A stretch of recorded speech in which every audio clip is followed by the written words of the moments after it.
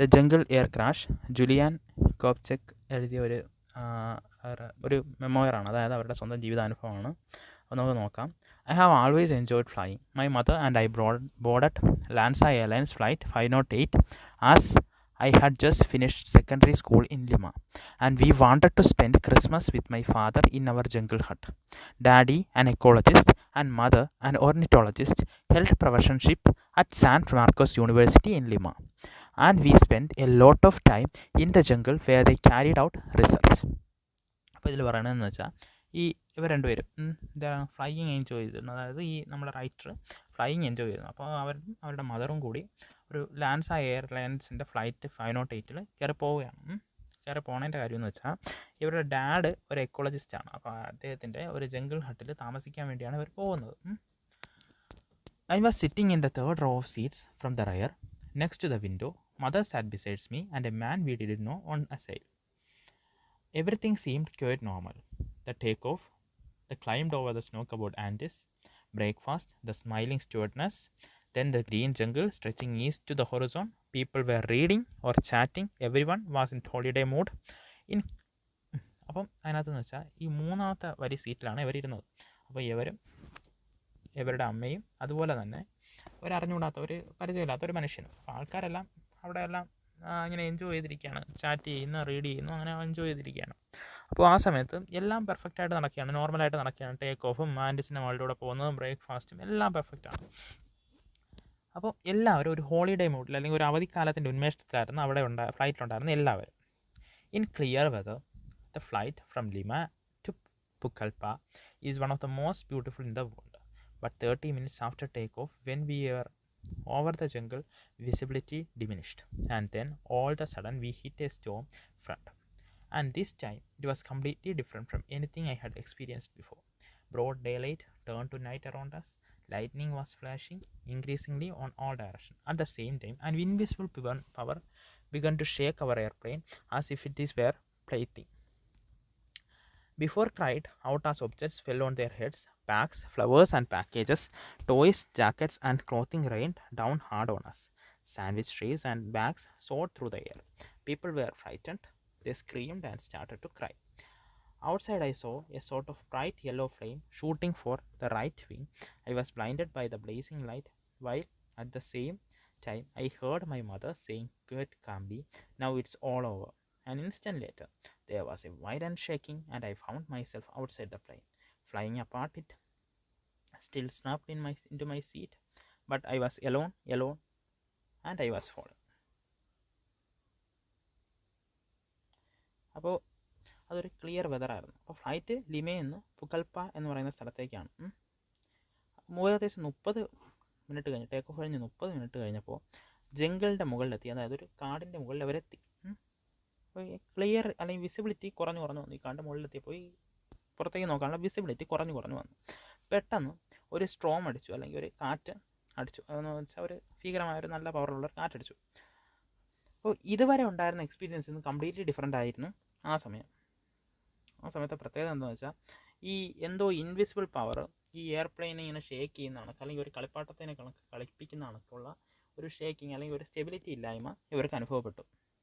അപ്പോൾ ഇവരെല്ലാം പേടികൊണ്ട് വിളിക്കുകയാണ്, ഈ പീപ്പിൾ, അതിനകത്തുള്ള ആൾക്കാരെല്ലാം പേടികൊണ്ട് വിളിക്കുകയാണ്. അപ്പം അവിടെ ഉണ്ടായിരുന്ന സാധനങ്ങളെല്ലാം ഈ ഷേക്ക് കാരണം അപ്പം സ്ഥാനത്തിട്ട് ഇങ്ങോട്ടും ഒക്കെ ഓടി പോവുകയാണ്. സാൻഡ്വിച്ച് ട്രേസും എല്ലാം എയർ കൂടെ ഇങ്ങനെ പാസ് ചെയ്ത് പോവുകയാണ്, ഇങ്ങനെ ഷേക്ക് ചെയ്യുന്നുണ്ടല്ലോ. അപ്പം ആ ഒരു അതിൽ പീപ്പിൾ എല്ലാവരും സ്ക്രീം ചെയ്യാൻ തുടങ്ങി, കരയാൻ തുടങ്ങി. Outside I saw a sort of bright yellow flame shooting the right wing. അപ്പം അവർ പുറത്തേക്ക്, അതായത് നമ്മുടെ റൈറ്റർ പുറത്തേക്ക് നോക്കിയപ്പോൾ വലത്തെ വിങ്ങിൽ, അതായത് എയർപ്ലെയിൻ്റെ വലത്തെ വിങ്ങിൽ എന്തോ മഞ്ഞ കണക്ക് ഇങ്ങനെ തീ കണക്ക് വരാൻ തുടങ്ങി. അപ്പോൾ യെല്ലോ ഫ്ലെയിം വന്നു തുടങ്ങി, മഞ്ഞ കളറിൽ തീ കത്തി തുടങ്ങി.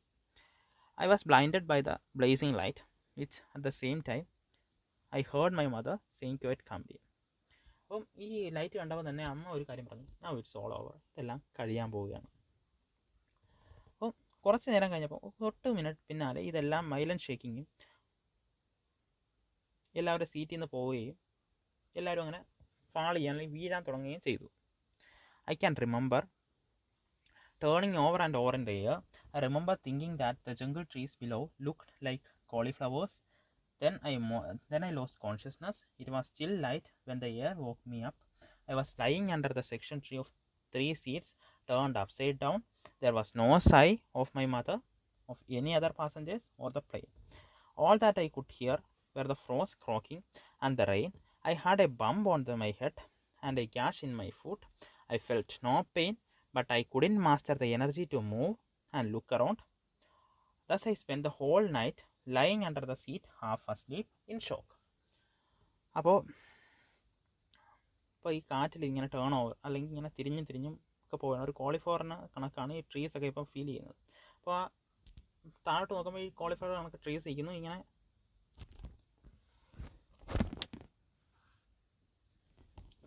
താഴോട്ട് നോക്കുമ്പോൾ കോളിഫ്ലവറിൻ്റെ കണക്ക് ട്രീസ് ഇരിക്കുന്നു. അങ്ങനെയുള്ള സിറ്റുവേഷനൊക്കെ വന്നു. അപ്പോൾ ഈ സമയത്ത് ഇവരുടെ സീറ്റെല്ലാം ഇങ്ങനെ അപ്സൈഡ് ഡൗൺ ആവുകയും അങ്ങനെയുള്ള ഫ്ലൈറ്റിനകത്ത് മൊത്തം ഡിസോർഡർ ആവുകയും ചെയ്യുമായിരുന്നു.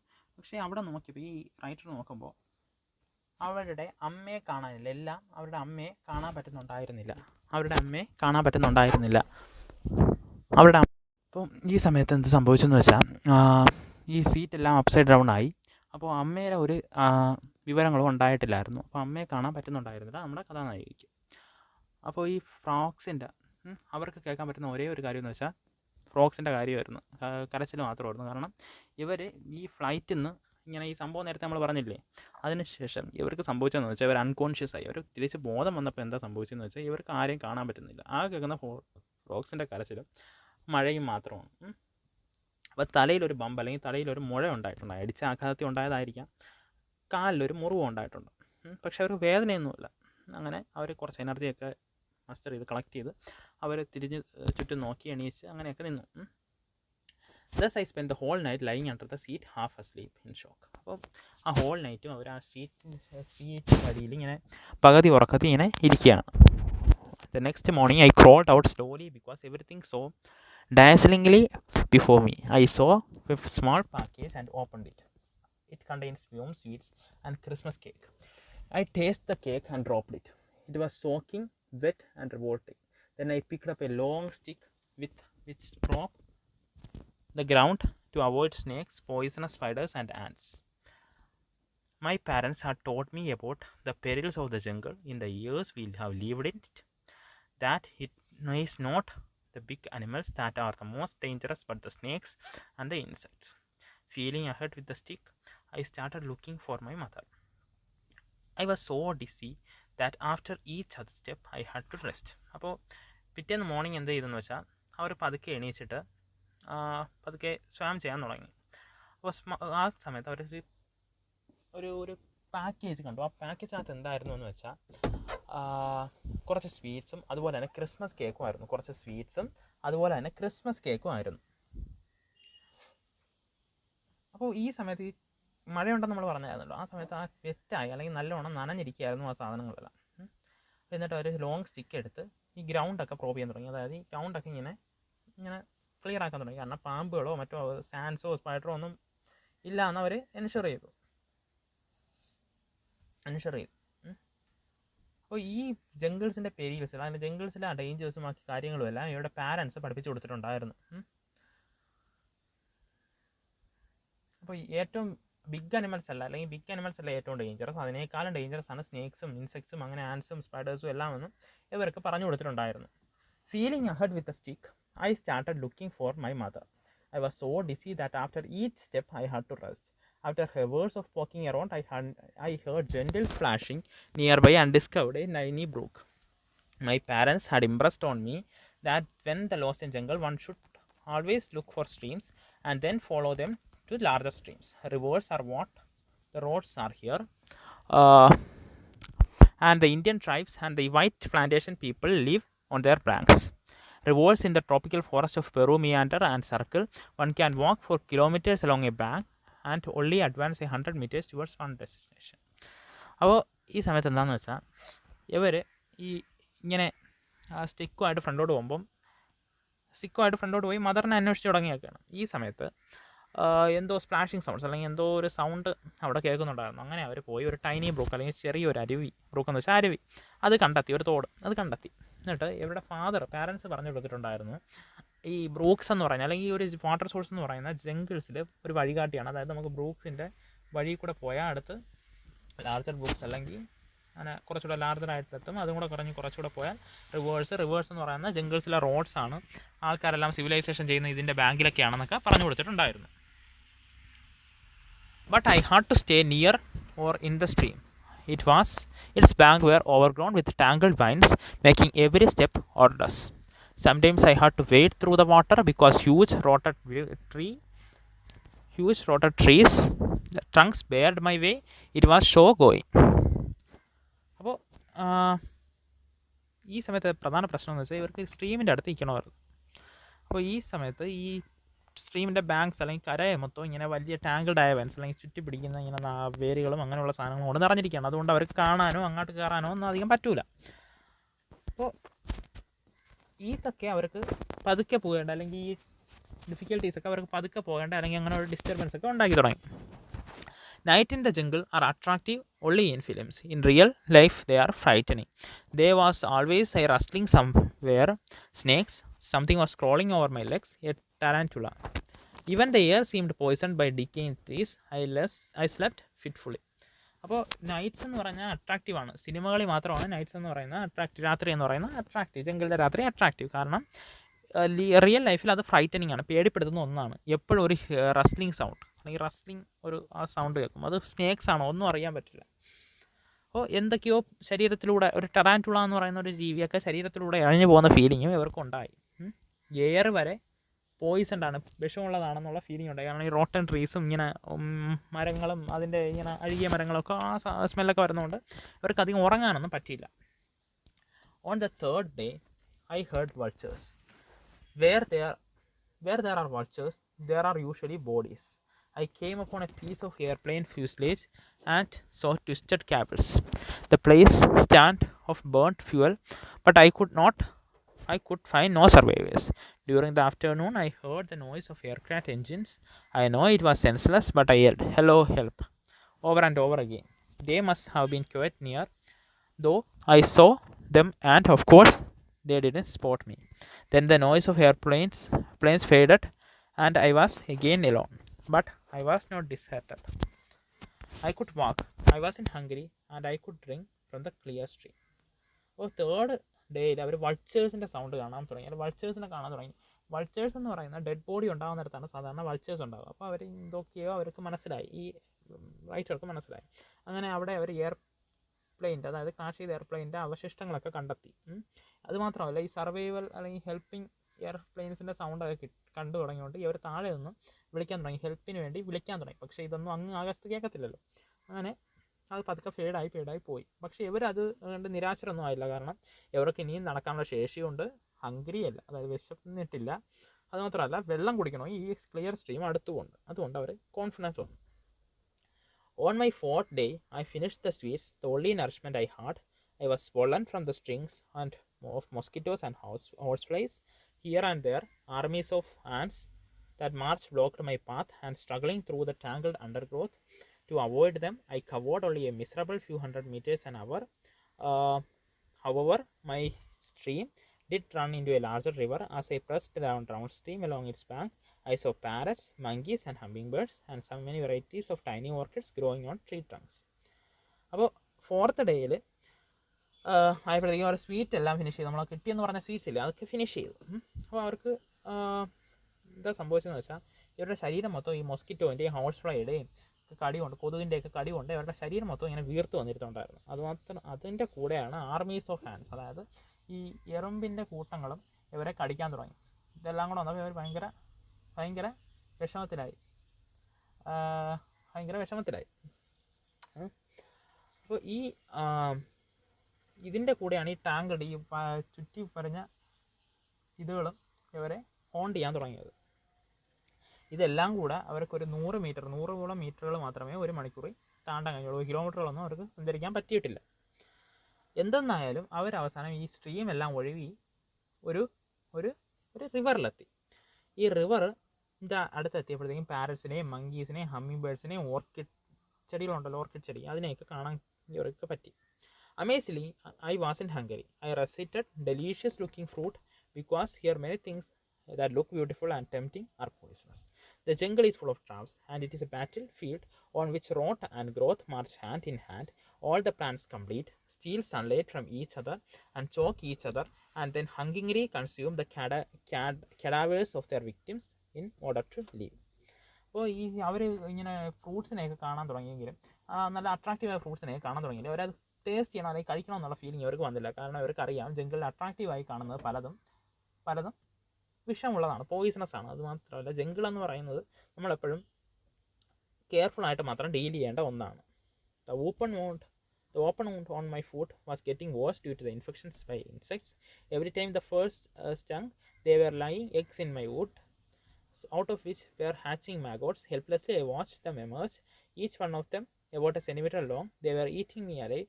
God help me, I thought. They will amputature if I ever survive.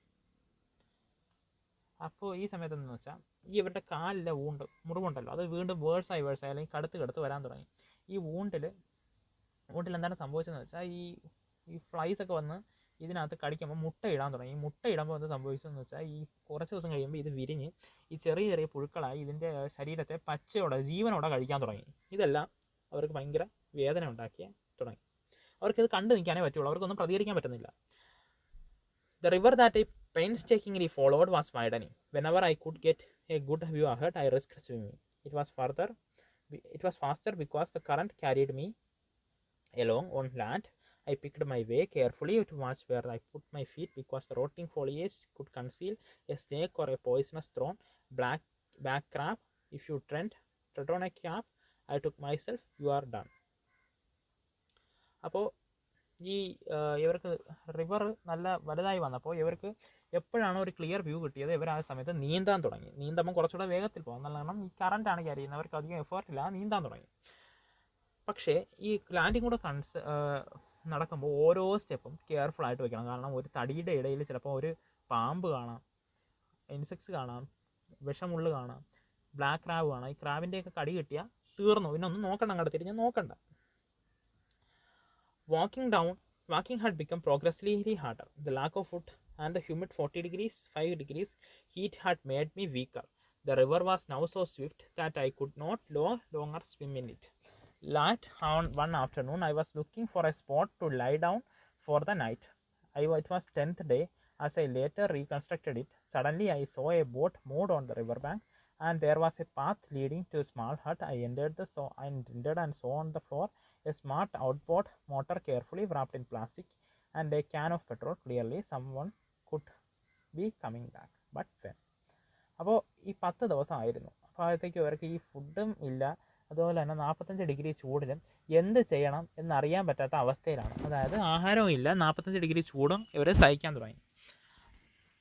പെട്ടെന്ന് ഒരു ബോട്ട് അവിടെ ഇവരുടെ പ്രത്യക്ഷത്തിൽപ്പെട്ടു. അതായത് ഒരു മോട്ടറൊക്കെ ഇങ്ങനെ പ്ലാസ്റ്റിക് ഇങ്ങനെ കെയർഫുള്ളായിട്ട് പോയിരുന്നു, ഒരു ക്യാൻ പെട്രോള് എല്ലാം ഇവർ കണ്ടു.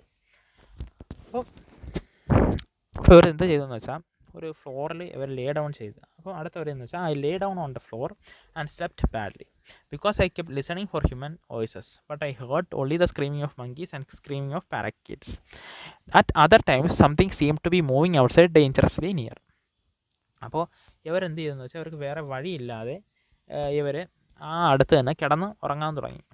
പക്ഷേ അവർ നല്ലവണ്ണം ഉറങ്ങിയൊന്നുമില്ല, കാരണം ചെറിയ സൗണ്ട് വരെ ഇവരെ ഉണർത്തുന്നുണ്ടായിരുന്നു, കാരണം ആരെങ്കിലും വരുന്നുണ്ടോ എന്നൊന്നും അറിയണം. പക്ഷേ ഇവർ കേൾക്കാൻ പറ്റുന്ന ഏക സൗണ്ട് മങ്കീസിൻ്റെ പോലത്തെയുള്ള ഇങ്ങനെ സൗണ്ടുകൾ മാത്രമേ കേൾക്കാനുണ്ട്. പിന്നെ ചിലപ്പോൾ ഇങ്ങനെ ആരെങ്കിലും അടുത്തൂടെ മൂവ് ചെയ്യുന്നതായിട്ടുള്ള ഡേഞ്ചറസ് ആയിട്ടുള്ള ഒരു സൗണ്ടും തോന്നി.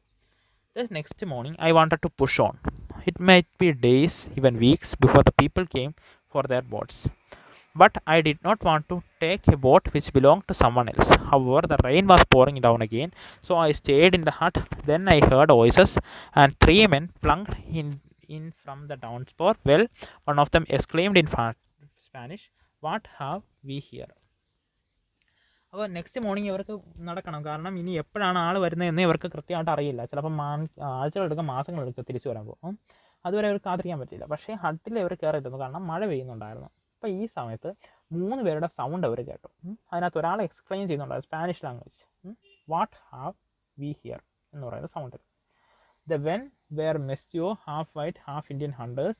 They told me they kept several hunts in jungle for their expeditions. They know about the crash, and one of them had actually been in search plane which flew over the jungle after the accident.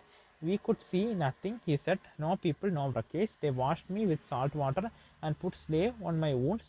They made fruit mash for me, but I was unable to eat. അപ്പോൾ ഇവർ ഈ അതിനകത്തെന്ന് വെച്ചാൽ Indian ഹണ്ടേഴ്സാണ്, half വൈറ്റായ half Indian ഹണ്ടേഴ്സാണ് അവർ. അപ്പോൾ അവരിങ്ങനെ കാട്ടിലൊക്കെ വന്ന് ജംഗിളിലൊക്കെ എക്സ്പെഡീഷന് വേണ്ടി ഹട്ട്സൊക്കെ സ്ഥാപിക്കാറുണ്ട്. അപ്പോൾ ഇവർ ഈ ആക്സിഡൻറ്റിനെ പറ്റി കേട്ടിട്ടുണ്ടായിരുന്നു. അതിനകത്ത് ഒരാൾ ഈ സെർച്ച് പ്ലെയിനിൽ കയറി ആക്സിഡൻറ്റിനെ പറ്റി അന്വേഷിക്കാൻ പോയിട്ടുണ്ടായിരുന്നു. പക്ഷെ ആരെയും കാണാൻ പറ്റിയില്ല. അവരെന്തെന്ന് വെച്ചാൽ ഈ പെൺകുട്ടിയെ സഹായിച്ചു. ജംഗിൾ ഈ വൂണ്ടിലൊക്കെ സാൾട്ട് വാട്ടർ വെച്ച് കഴുകുകയും വൂണ്ടൊക്കെ വൃത്തിയായി കൊടുക്കുകയും ഫ്രൂട്ട് മാഷ് അല്ലെങ്കിൽ ഫുഡ് ഉണ്ടാക്കി കൊടുക്കുകയും ഇതൊക്കെ ചെയ്തു. പക്ഷേ അവർക്ക് പെൺകുട്ടിക്ക് ഈ തിന്നാൻ പറ്റുന്നുണ്ടായിരുന്നു, അൺഎബിൾ ടു ഈറ്റ് ആയിരുന്നു. Early next morning they got their boats ready, took me down river. My river it was Shebokia, become wider, swifter and more dangerous. I looked at the shore because I would have had to walk, and I saw that it was became more and more impassable. It took us hours to get to the jungle settlement of Tona Vista. People came running and shouting to stare at me. On my rescuers explained why. My eyes were so bloodshot, they looked entirely red and my face was disfigured and swollen out of shape from the insect bites. My arms and legs were poked with worm lessons. I looked like a living nightmare. അപ്പോൾ next മോർണിംഗിൽ അവർ boat റെഡിയാക്കി തന്നു. എന്നിട്ട് river കൂടെ കൊണ്ടുപോയി. ആ റിവറിൻ്റെ പേരെന്ന് വെച്ചാൽ ഷെബോയ എന്നാണ്. ആ ഷെബോയ വീണ്ടും വൈഡറും സ്വിഫ്റ്ററും ഡേഞ്ചറസുമായി മാറി, കുറച്ചുകൂടെ വലുതായി ഡേഞ്ചറസുമായി മാറി. അപ്പോൾ അവർ ഷോറിൽ കൂടെ ഇങ്ങനെ ചിന്തിച്ചുകൊണ്ട് നിൽക്കുകയാണ്. ആ ഷോറിൽ കൂടെ പോകുമ്പോൾ അവരിങ്ങനെ ചിന്തിച്ചുകൊണ്ട് നിൽക്കുകയാണ്. I would have had to walk and so that it became more and more impassable. അപ്പം ചിന്തിക്കുകയാണ്, എന്താ ഞാൻ ഇവരെ കണ്ടില്ലായിരുന്നു, ഞാൻ കൂടുതൽ ഇതിൽ കൂടെ നടക്കേണ്ടായിരുന്നു, ഇത് നടക്കാൻ പറ്റാത്ത കാര്യമായിരുന്നു. It took hours to get to the jungle settlement of Tona Vista. അപ്പം മണിക്കൂർ എടുത്തു ടോണ വെസ്റ്റിലെ എന്ന് പറയുന്ന ജംഗിൾ സെറ്റിൽമെൻറ്റിലേക്ക് എത്താൻ. അപ്പോൾ അവിടുത്തെ ആൾക്കാരെല്ലാം ഇവരുടെ അടുത്തേക്ക് ചീറിപ്പാൻ ഇങ്ങനെ ഷൗട്ട് ചെയ്തും സ്റ്റെയർ ചെയ്തും തുറച്ചു നോക്കി ഇങ്ങനെ എത്തുകയാണ്, ഇങ്ങനെ വരികയാണ് ആ സെറ്റിലേഴ്സിൽ. അപ്പോൾ one of my rescuers explain Y. അപ്പോൾ അതിനകത്ത് റെസ്ക്യൂ ചെയ്തതിൽ ഒരാളെ ഒരിടത്ത് പറയുകയാണ്, കാരണം അവരുടെ കണ്ണുകളെല്ലാം ചുവന്നിരിക്കുകയാണ്, ശരീരം മൊത്തം വീർത്തിരിക്കുകയാണ്. അങ്ങനെ ഇൻസെക്ട് ബൈറ്റ് കാരണം, ഇങ്ങനെ വോമിറ്റ് കാരണം ഇങ്ങനെ പുഴുക്കളൊക്കെ വന്ന് കയ്യിലും കാലുമൊക്കെ പുഴുക്കളും ഉണ്ടായിരുന്നു. ഒരു ജീവിക്കുന്ന ഒരു നൈറ്റ്മെയർ, ജീവിക്കുന്ന ഒരു ദുസ്വപ്നമായിട്ട് ഇവർ നിൽക്കുകയാണ്. Because Tona Vista was an agricultural colony, it has a small dispensary where I washed my wounds treated.